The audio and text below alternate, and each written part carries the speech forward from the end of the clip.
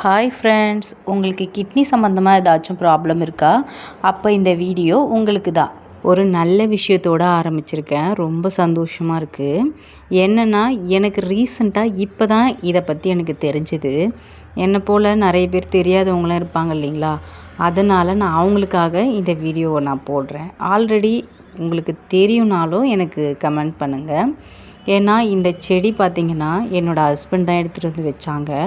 நான் ஃபஸ்ட்டு வைக்கும்போதே இது ஏதோ பூச்செடின்னு நினச்சிட்டு இருந்தேன். அதில் ஃப்ளவர் வர ஆரம்பித்ததும் தான் இது புதுசாக இருக்குது, நான் இதுவரையும் பார்த்ததில்ல. சரி என்ன பூச்செடின்னு சொல்லிவிட்டு நான் சர்ச் பண்ணி பார்த்தேன். அப்படி சர்ச் பண்ணி பார்க்கும்போது தான் எனக்கு தெரிஞ்சுது இதோட பேர் வந்து பூனை மீசை செடி அப்படின்னு சொல்லிட்டு. ஏன் இதுக்கு இப்படி ஒரு பேர் வந்ததுன்னா, அந்த பூ பார்த்திங்கன்னா பூனையோடைய மீசை மாதிரியே அழகாக ஒயிட் கலரில் நீட்டாக இருக்குது. அதனால தான் இதோட பேர் பூனை மீசை செடி அப்படின்னு சொல்லியிருக்காங்க. இது பார்த்திங்கன்னா ஒரு மூலிகை செடியாகவும் பயன்படுது. இந்த செடியோடைய இன்னொரு நேம் பார்த்திங்கன்னா சீரக துளசி.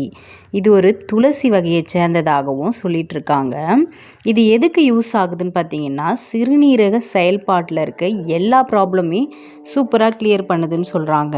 இந்த செடியோட இலைகளை நம்ம டீயாக யூஸ் பண்ணுறதால ஆரம்பக்கட்ட சிறுநீரக புற்றுநோய், kidney stone, kidney failure, liver problem, முதுகு வலி, உடல் எடையை குறைக்கிறதுக்குமே இந்த இலை யூஸ் ஆகுதுன்னு சொல்கிறாங்க.